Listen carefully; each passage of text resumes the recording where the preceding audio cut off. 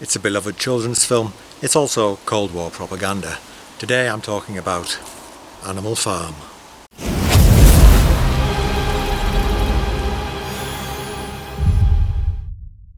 A lot's been written about this film already, starting in the 1950s when it came out, when Roger Manvell produced this book, the animated film. But since 1999 and the publication of Francis Stoner Saunders' book, Who Paid the Piper, it's been commonly known as the cartoon that was bankrolled by the CIA. By studying declassified American government files, Stoner Saunders concluded that American agents were kind of the movie's executive producers. In 2007, an American professor of history, Daniel Lieb, devoted a whole book to the topic, and that's called Orwell Subverted, the CIA and the Filming of Animal Farm. The gist of what happened was this. John Halas and Joy Batchelor were a married couple who had an animation studio in the UK. Halas was a Hungarian migrant.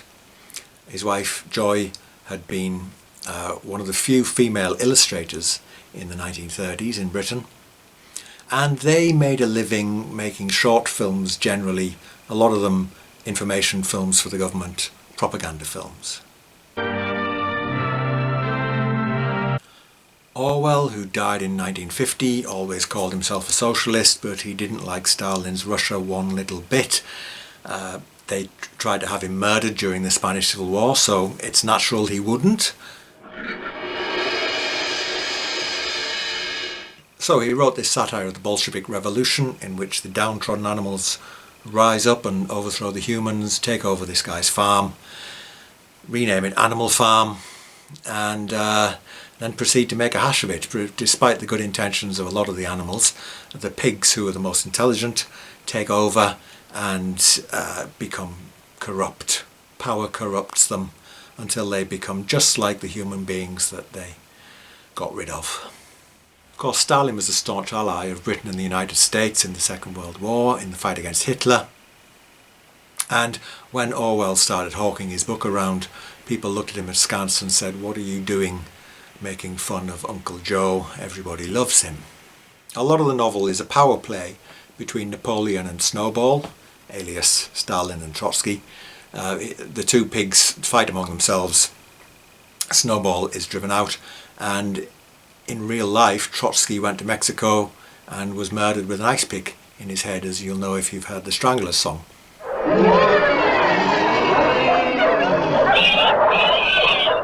The point is, it was good ammunition in the Cold War. The Americans made a comic strip version which they distributed in the developing world, and they wanted to make a movie of it. Two members of the CIA's psychological warfare workshop came over to England to negotiate the film rights with Orwell's widow Sonia, who was a young attractive woman who'd married him practically on his deathbed. One of the stories floating around is that she only agreed to go ahead with this if they would arrange a date with the movie star Clark Gable. Long story short, producer Louis de Rochemont, who was a frontman for the CIA, approached Halas and Batchelor about producing the UK's first full-length animated feature. They jumped at the chance. It was a huge undertaking. It took a lot longer than anyone thought. The budget ballooned, but the money was there. And Joy Batchelor, who was writing the script, she may have suspected at some point that the American government was involved, but she didn't know that for sure. She may have guessed, however, by all the interference that was coming her way. I mentioned earlier about Trotsky and the ice pick. Well, one of the suggestions from the CIA people that wasn't taken up, thankfully, was that a savage dog would disguise itself as a pig, visit Snowball in the tropics, and tear his throat out. You sent for me to ask where I was on Saturday. I was meeting my father off the boat at Southampton. We stayed the night, and I drove him back to town on Sunday morning. Thank you. One man to do all this work? Yes, but it was spread over 3 years. You remember? I mean, 1 month I'd go in and do Squealer, which I particularly enjoyed. You know, Squealer's the little one, the one with the very high voice, you see. And then months later I might go in and do Napoleon or something like that in a totally different way. How did you decide on the sound these individual voices would make. Presumably you'd read the book fairly closely. I'd read the book closely, and also, you see, the whole film was laid out in cartoon drawings of all the animals. They had all their character drawings. There'd be maybe 50 drawings of Napoleon with various expressions from which I could get the character and which to put the voice to. You see, so the ending of the book is very famous. The pigs are living in the farmhouse. They have a delegation of men over, and the other animals are outside looking through the windows, and they look from the pigs to the men, the pigs to the men, and they can't decide which one is which.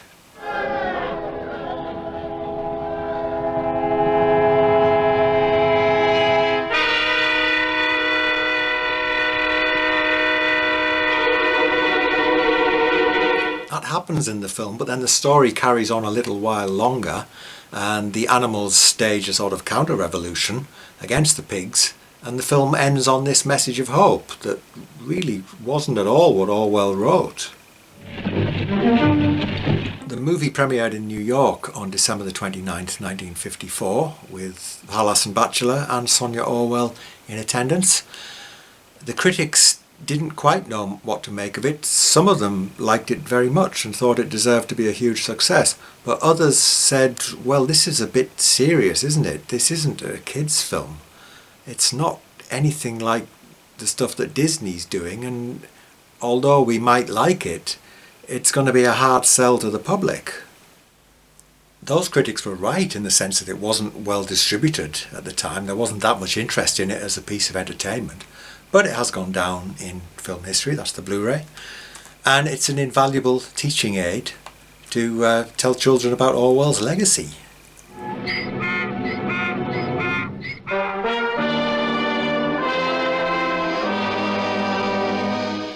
Because Animal Farm is one of those stories that is very good at satirising dictators, Nicolae Ceausescu of Romania was one of those who hated it, and it was banned in that country. So, of course, he was shot dead. He was executed by his own people on Christmas Day 1989. A week later, New Year's Day 1990, Romanian TV showed this film.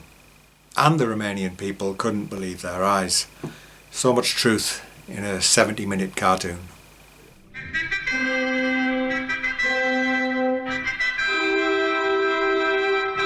Thank you for watching my video. Please like and subscribe. Da-da-da-da-da. See you next time. As we had very much had Hitler in mind, rather than Orwell's original idea of Stalin, I think.